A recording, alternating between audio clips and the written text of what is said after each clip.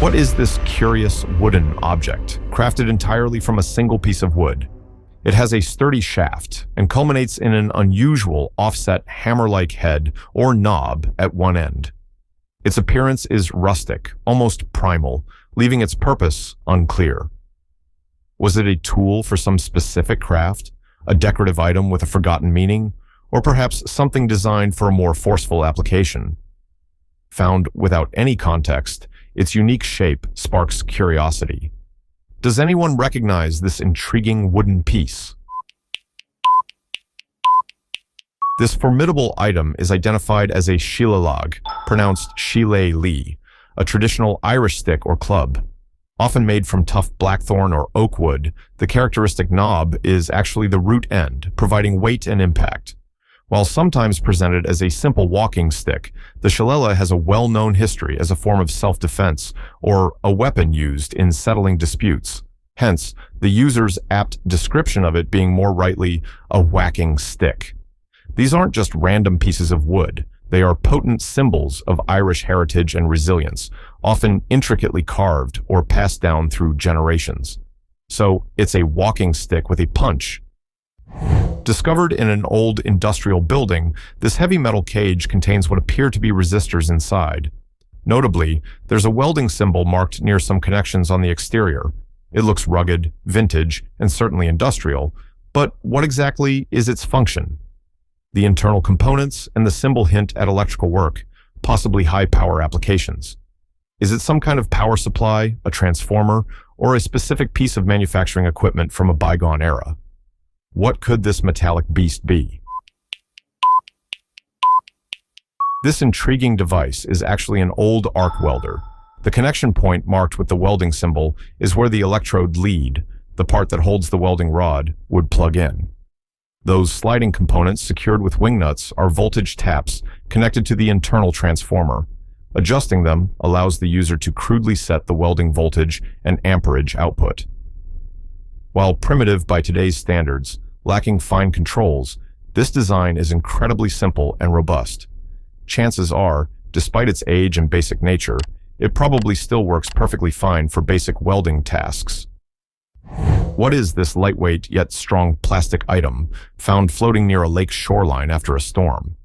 It features peculiar, identical, parallel, opposite-facing hooks on what seems to be the bottom. The other end sports a shape reminiscent of a large bottle opener mechanism. Its design seems functional, perhaps for clipping or attaching something, but its specific purpose remains a mystery, especially given its watery discovery location. Could it be part of marine equipment, discarded hardware, or something else washed loose by the weather? This sturdy plastic piece is an insulator used for electric fencing. While the exact name might vary, its primary function is to securely hold the electrified wire while preventing the electrical current from grounding out through the fence post it's attached to. The hooks are designed to grip the wire firmly, and the opposite end, resembling a bottle opener, is likely shaped to easily clip or mount onto common types of fence posts, like metal T-posts. Finding one near a lake suggests it could have washed downstream from nearby farmland or pasture, where electric fences are frequently used to contain livestock. Washed up on a beach in Ishigaki, Okinawa, this large chunk of aluminum measures about 1.5 square meters. Its most striking feature is the intricate honeycomb structure visible within.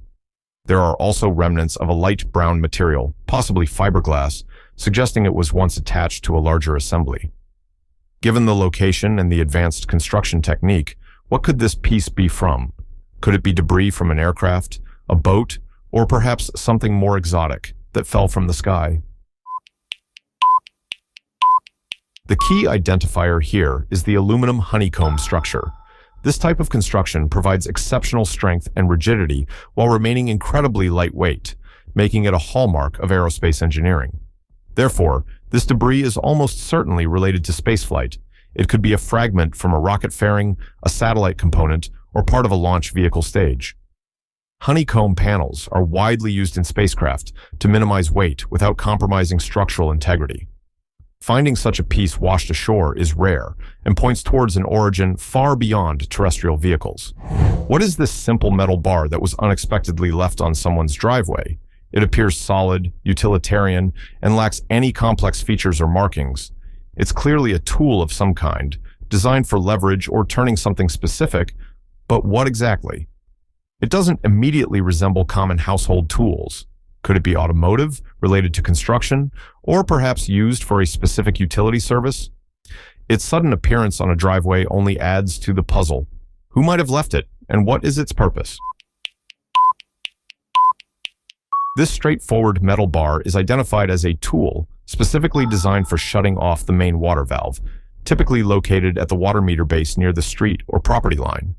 Utility workers, plumbers, or sometimes homeowners use these T-handle tools to reach down into the meter box and turn the valve, which often requires significant torque and a specific key shape found at the tool's end.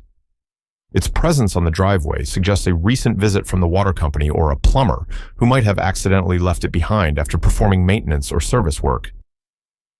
This quirky item features a rubber squirrel with a removable tail.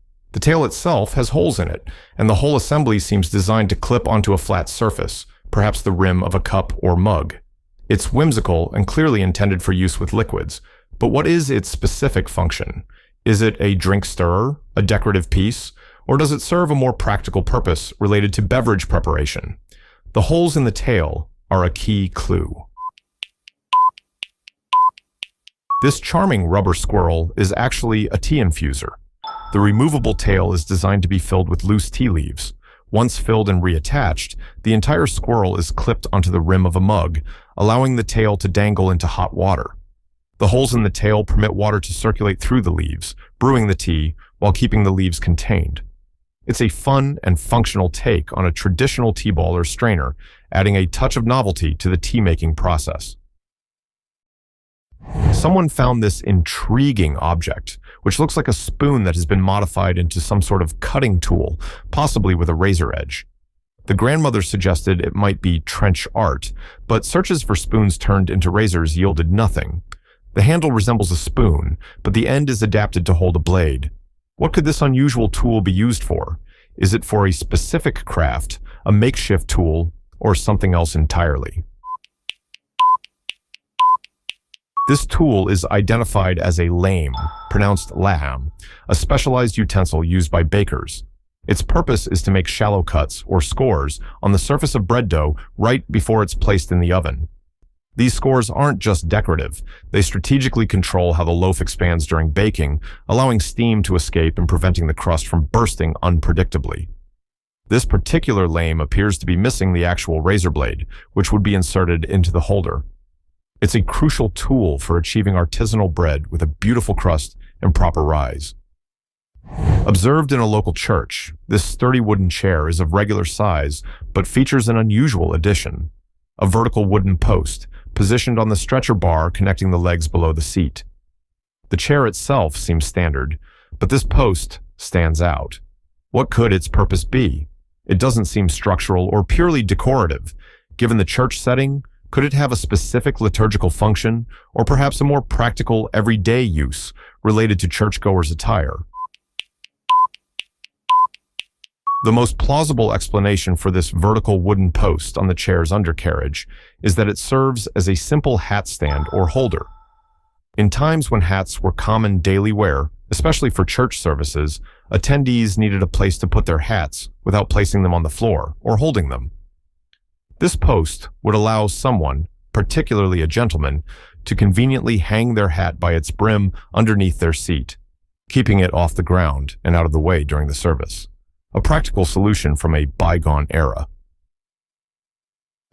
Included with a handmade notebook featuring tissue paper and dried plants on the cover was a sleeve containing small folded paper triangles or pyramids.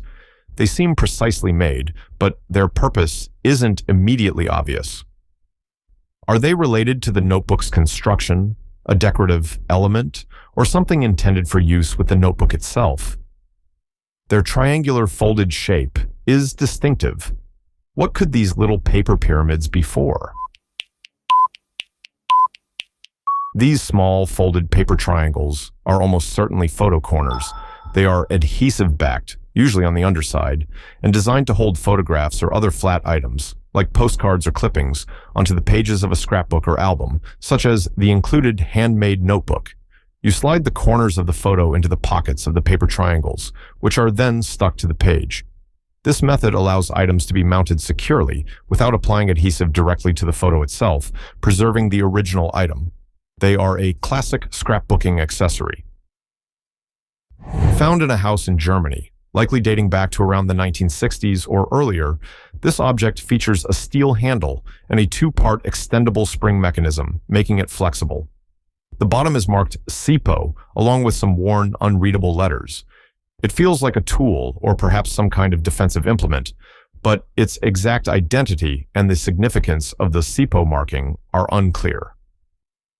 What is this extendable, springy steel device?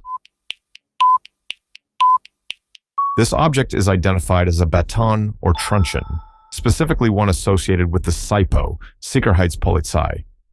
The SIPO was the security police force in Nazi Germany, operating between 1936 and 1939, comprising the Gestapo, secret state police, and the Kripo, criminal police, under Heinrich Himmler.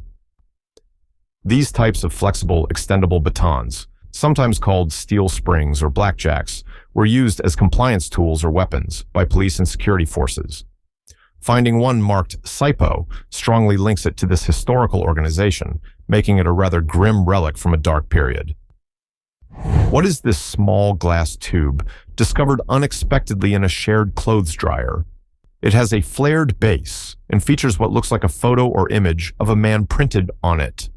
Intriguingly, it also has two indentations on opposite sides that go most of the way through the glass wall. Its small size and specific features, especially the indentations, suggest a specialized purpose. Could it be part of lab equipment, a decorative piece, or something else entirely? This small glass tube is identified as a glass filter tip, primarily used for hand-rolled cannabis cigarettes, joints, or similar rolled smokables.